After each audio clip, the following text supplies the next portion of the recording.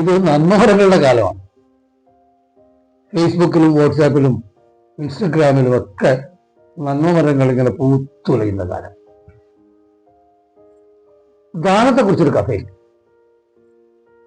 കർണനാണ് ഏറ്റവും വലിയ ദാനശീലൻ എന്നാണ് ഉപ്പ്. ഒരിക്കലും അർജുനൻ കൃഷ്ണനോട് പറഞ്ഞു, അതുപോലെ ഞാനും ഒരുപാട് ദാനധർമ്മങ്ങൾ ചെയ്യുന്നുണ്ട്, പക്ഷെ എന്നെ ആരും ദാനധർമ്മിഷ്ഠനായ അർജുനൻ എന്ന് വിളിക്കുന്നില്ല. പക്ഷെ കർണനെ എല്ലാവരും ദാനശീലനായ കർണൻ എന്ന് വിളിക്കുകയും ചെയ്യും.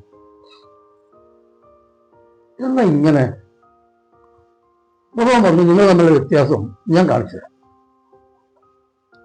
അർജുനന് ഭഗവാൻ ഒരു മല കൊടുത്തു, മുഴുവൻ സ്വർണത്തിൻ്റെതായിട്ടുള്ള മല.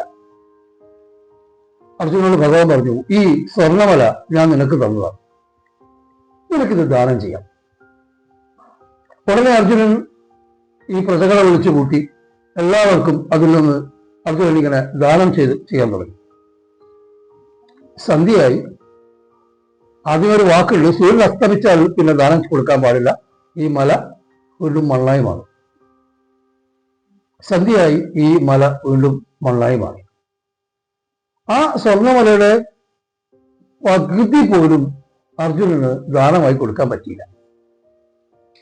പിറ്റേ ദിവസം കർണന് ഭഗവാൻ ഒരു മല ഇതുപോലെ സ്വർണ്ണമല കൊടുത്തിട്ട് പറഞ്ഞു, കർണ, ഇത് നിനക്ക് ഞാൻ തന്നതാണ്, നിനക്ക് ദാനം ചെയ്യാം.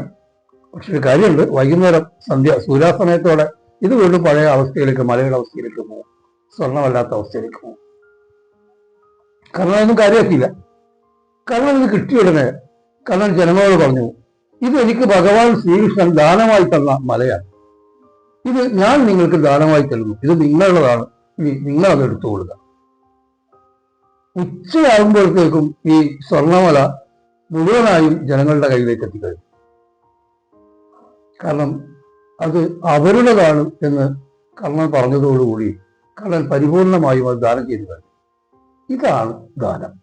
ഇങ്ങനെ ആവണം ദാനം.